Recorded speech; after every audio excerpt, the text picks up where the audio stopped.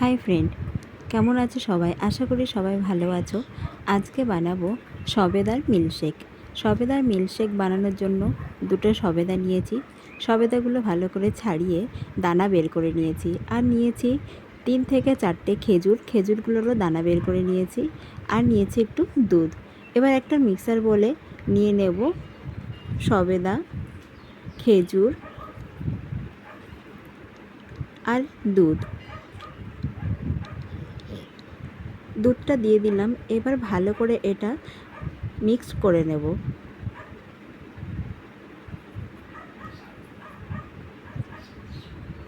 তো এটা মিক্সড করা হয়ে গেল। এবার একটা চামচ দিয়ে দেখে নেব এটা ভালো করে সবগুলো মিক্স হয়ে গেছে কিনা। তো সবগুলো ভালো করে মিক্স হয়ে গেছে। এবার একটা গ্লাস নিলাম, গ্লাসের মধ্যে কিছুটা বরফের টুকরো দিয়ে দিলাম,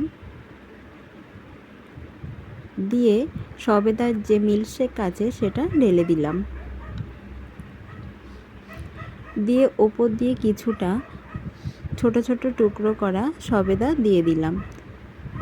তো রেডি হয়ে গেল সবেদার মিল্কশেক। এই সবেদার মিল্কশেকটা তোমাদের কেমন লাগলো লাইক কমেন্ট শেয়ার করে জানিও, আর ভালো লাগলে একটা সাবস্ক্রাইব করে দিও। টাটা।